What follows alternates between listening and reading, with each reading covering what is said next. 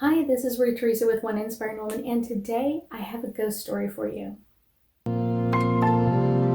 Hi, my name is Theresa with One Inspiring Woman. I'm an intuitive psychic medium here in the Sugar Land area. That's just outside of Houston. Since I was a child, I've interacted with ghosts. I see them, hear them, and I even feel their energy everywhere I go. I love mostly hearing about their life. I usually have ghosts just show up at my home. I will post their ghost stories in my video series called Ghost Stories, as many as I possibly can.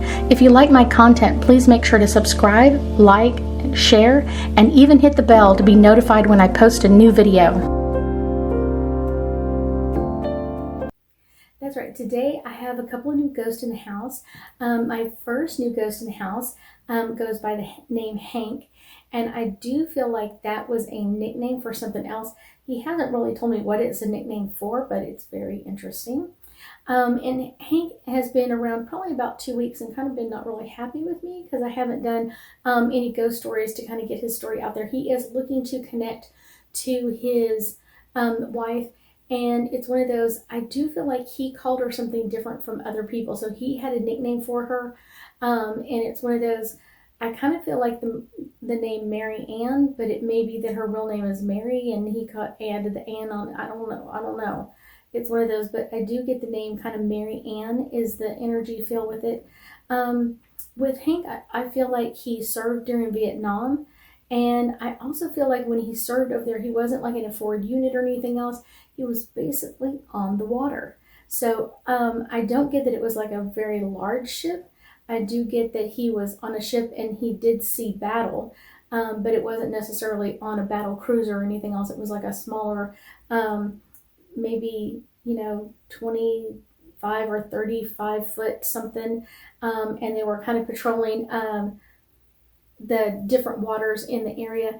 And the ship that he was on, or the boat he was on, took fire many times and was always having to be rebuilt or restructured or have something taken care of. I do feel like he didn't really enjoy his time in the military, which is not that bad.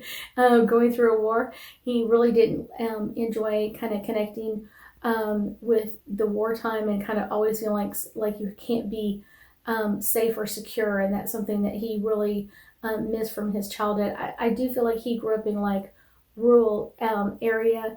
I almost feel like Alabama or Georgia area, but kind of out in the country, not around a lot of other people, where he kind of got a lot of playtime with his brothers and sisters.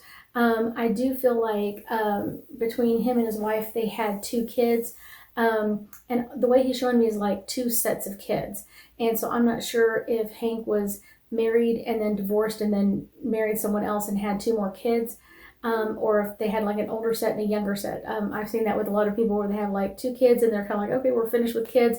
And then all of a sudden, shows up 10 or 15 years later. So Hank has a lot of welding background, and that's kind of one of the things that I keep getting from him is I keep seeing like sparks out of the side of my eye.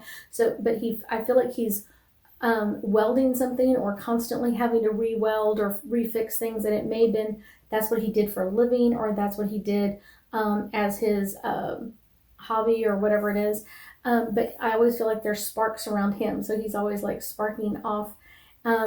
Hank has a very special message for his wife, Mary Ann, and kind of the way he knew he was sick. He knew he was sick for a long period of time, but it's one of those, he kind of expected things to kind of keep tapering slowly the way they had been.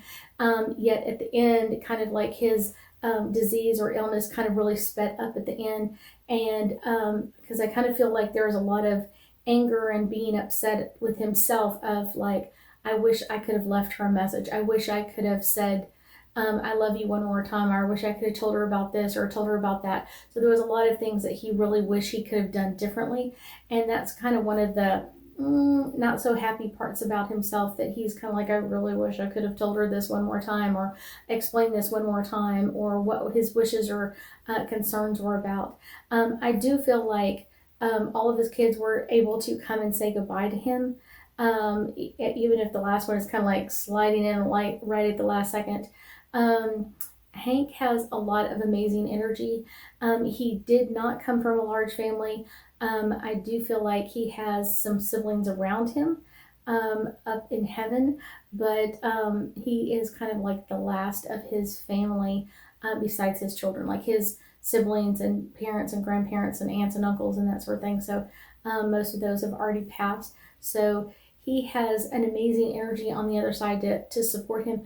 I do get the word March, so I'm not sure if he's talking about the month of March. I get a no with that. So something about March is coming through, and it could be a last name, a first name, a nickname.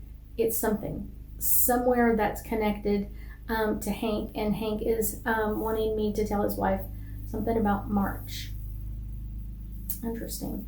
One of the things I also think is interesting with Hank is that he feels like he had like many different lifetimes. He had kind of like his lifetime in the military, and then he had a lifetime where he kind of like lived out the country, and then he's had a lifetime where he's lived with his wife, and kind of just like some different lifetimes. And they all connect together, but they're all kind of almost like this chapter ended and the next one opened and the next one, and that one ended and the next one opened.